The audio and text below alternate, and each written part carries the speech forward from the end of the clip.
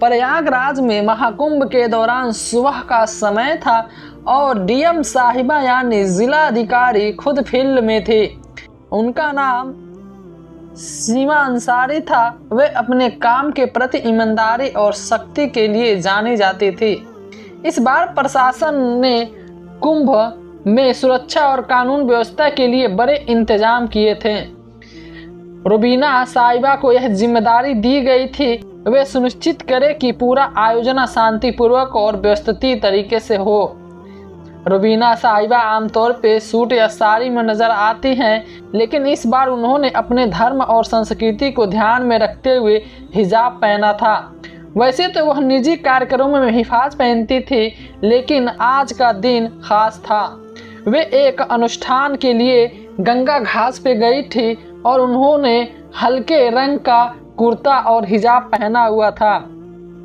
घाट पर तैनात पुलिसकर्मी हर व्यक्ति की गतिविधियों पर नजर रख रहे थे। संदिग्ध व्यक्तियों की जांच की जा रही थी। रुबीना साहिबा चुपचाप भीड़ पर नजर रखी थी।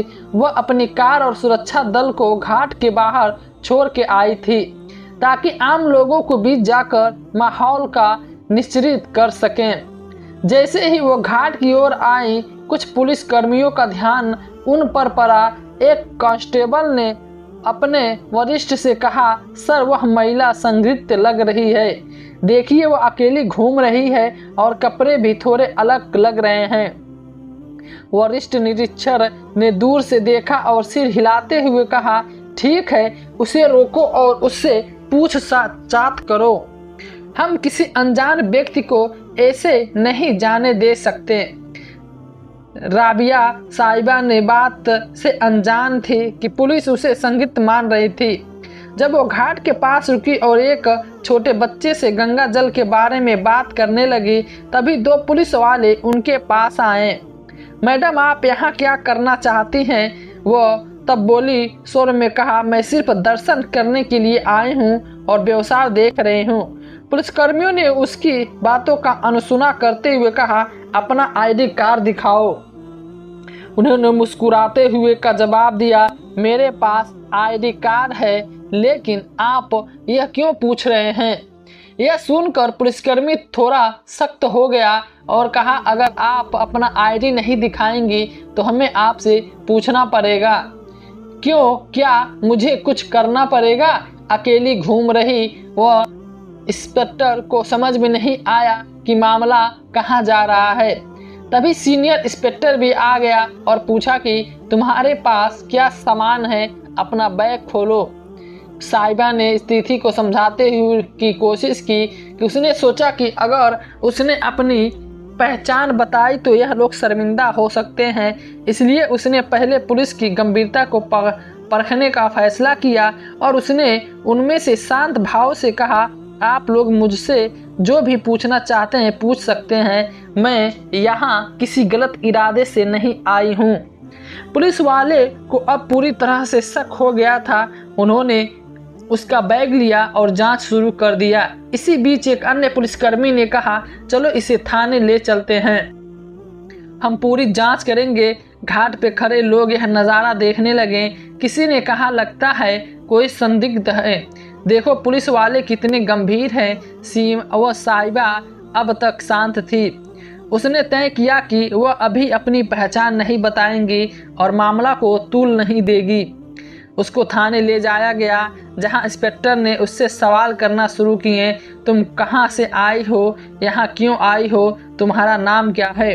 उन्होंने मुस्कुराते हुए कहा, क्या मैं तुम्हें अपना नाम बता सकती हूँ? पहले तुम इंस्पेक्टर से अपने सवाल ख़त्म करो। उसे यह पसंद नहीं आया और वह सख्त लहजे में कहा कि तुम्हारी हरकतें और खामोशी हमें तुम्हें गिरफ्तार करने पे मजबूर कर रही है। अब जब तक वह इंस्पेक्टर कुछ चुपचाप सुन लिया था, लेकिन उसे पता था कि इस कहानी का अंत अपने चेहरे पे लिखावट होगा। उसके चेहरे पर कोई घबराहट नहीं थी, एक अलग ही आत्मविश्वास दिखाई दे रहा था। थाने का माहौल गर्मा गया था। पुलिसकर्मियों ने अभी भी उस साहिबा को संदिग्ध माना। वरिष्ठ निरीक्षक ने उसने अपनी कुर्सी पर बैठाया और उसके आसपास पुलिसकर्मियों को निर्देश दिया कि उसे सख्ती से पूछताछ करे और जब तक पूरी जानकारी न मिल जाए उसे जाने न दिया जाए। वह उसकी सख्ती से पूछताछ करे और जानकारी न मिले वहां जाने न दिया जाए। साहिबा को यह सब थोड़ा अजीब लग रहा था। वह सोच रही थी कि पुलिस का यह सख्त रवैया उनके सिस्टम का हिस्सा है और यह देखने के उनके लिए किसी अनुभव से कम नहीं था। हालांकि वे ये सब समझ गई थी कि अब उन्हें अपनी असली पहचान बताने का समय आ गया है। निरीक्षण के ने दूसरे सवाल किए, क्या तुम्हारा महाकुंभ में जाने का कोई कार्यक्रम है? इसकी अनुमति है? या उसकी हल्की सी मुस्कान के साथ जवाब दिया, मैंने अनुमति ले ली है, लेकिन शायद तुम मुझे पहचान नहीं पा रहे हो। निरीक्षक का गुस्सा बढ़ा जा रहा था। पहचान हमें तुम्हारी पहचान से कोई सरोकार नहीं है, बस अपना पहचान पत्र दिखाओ और बस इतना ही टाल मटोल जवाब देना बंद करो। अभी भी चुपचाप अपनी जगह पे बैठी थी। फिर उसने अपना बैग से पानी की बोतल निकाली और पूछा, क्या हमें यहाँ पानी मिलेगा या हमें खुद लाना पड़ेगा? यह सुनकर एक कांस्टेबल नाराज हो गया और बोला, मैडम क्या यह पिकनिक स्टॉप है? आप नहीं जवाब दे वरना हम यह नरमी नहीं दिखाएंगे। तो साहिबा ने आखिरकार कहा, ठीक है, मैं आपको अपनी पहचान बताती हूँ, लेकिन इसके बाद आप मुझे अपनी टीम बता सकते हैं।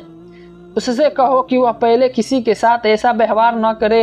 यह सुनकर इंस्पेक्टर थोड़ा चौंक गया और उससे सीधे पूछा कि आप कौन हैं और आप किस अधिकार से हमें अपना परिचय देने की बात कर रही हैं। तभी वो अपनी बैग खोली, अपनी ID कार्ड निकाला और टेबल पे रख दिया। उस कार्ड पे साफ लिखा था कि जिलाधिकारी हरिदास। इंस्पेक्टर का चेहरा पीला पड़ गया। वहाँ मौजूद अन्य पुलिसकर्मी भी एकदम चुपचाप हो गए। कांस्टेबल जो अब तक सबसे ज़्यादा बात कर रहा था वो धीरे धीरे पीछे हट गया। इंस्पेक्टर ने कार्ड उठाया, उसे देखा और बार बार पलटते हुए कहा, आप DM साहिबा हैं? तो DM साहिबा शांति से कहा, हाँ, और मुझे लगता है कि अब आप समझ गए होंगे कि मैं अपनी पहचान पहले क्यों नहीं बताई। मैं तो बस ये देखना चाहती थी कि आप सब कितनी ईमानदारी और सतर्कता अपनी कर्तव्य निभाते हैं, और मैं यही कहूँगी कि आप लोग बुरे नहीं हैं, लेकिन सावधानी में कुछ संतुलन होना चाहिए। इंस्पेक्टर ने तुरंत खड़े होकर माफ़ी मांगी और कहा, मैडम हमें नहीं पता था कि आप हमारी DM साहिबा हैं। आपका पहनावा और जिस तरह से आप अकेली घूमती हैं वह थोड़ा असामान्य लग रहा था, इसलिए हमने आपको रोका, लेकिन हमारा मकसद सिर्फ सुरक्षा था। उन्होंने कहा, DM साहिबा ने कहा, मुझे पता है कि आप सब अपना कर्तव्य निभा रहे थे। मुझे खुशी है कि आप सतर्क हैं, लेकिन ध्यान रखें कि अगर कोई महिला आम या नागरिक आता है तो उसकी बात भी ध्यान से सुने। यह ठीक नहीं, हमेशा हिसाब और कपड़ों से आधार पर न्याय करना सही होता है। इंस्पेक्टर ने तुरंत थाने के स्टाफ को निर्देश दिया और साहिबा की चाय पानी के लिए तुरंत उसकी गाड़ी बुलाए। DM ने मुस्कुराते हुए कहा, उसने कहा, नहीं, इसकी कोई ज़रूरत नहीं है। मैं ये देखने आई थी कि हमारा प्रशासन कैसे काम कर रहा है, और मैं खुशी है कि आप लोग काम कर रहे हैं, लेकिन याद रखें कि हर बार शक के आधार पर किसी को आतंकवादी या अपराधी मानना ठीक नहीं है। यह सुनकर इंस्पेक्टर ने सिर झुकाते हुए कहा, आप सही कह रही हैं मैडम, हमें इस पे काम करना होगा। तब DM ने मुस्कुराते हुए कहा कि काम तो ठीक है, लेकिन अब मैं अपने काम पे वापस जाती हूँ। मैं अगली बार किसी से बात करने से पहले उसकी बात ध्यान से सुनती हूँ। थाने से बाहर निकलते समय कुछ पुलिस वाले और स्टाफ उनके साथ घाट पे गए। वहाँ मौजूद लोग अभी भी उन्हें देख रहे थे। कुछ लोग फुसफुसा रहे थे कि ये वही महिला है जिसे पुलिस ने पकड़ा था।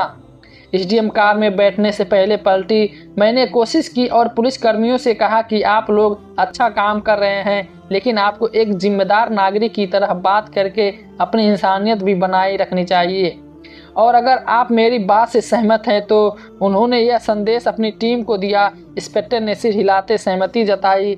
बिल्कुल मैडम, यही हमारी तरफ से सीख है। और थाने में हुई घटना के बाद SDM साहिबा घाट से वापस लौट आई।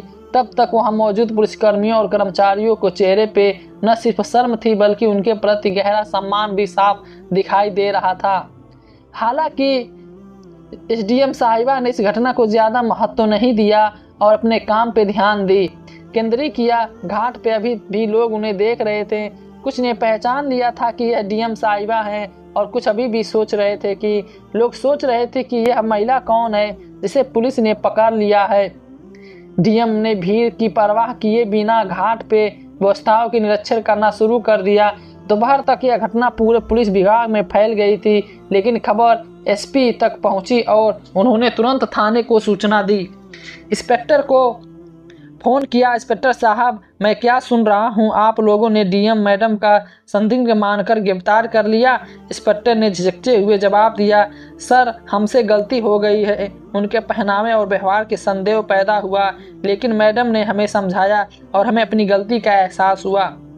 एसपी ने सख्त लहजे से कहा कि ठीक है, लेकिन अगली बार अगर ऐसा कुछ हुआ तो आप इसके परिणाम भुगतने होंगे।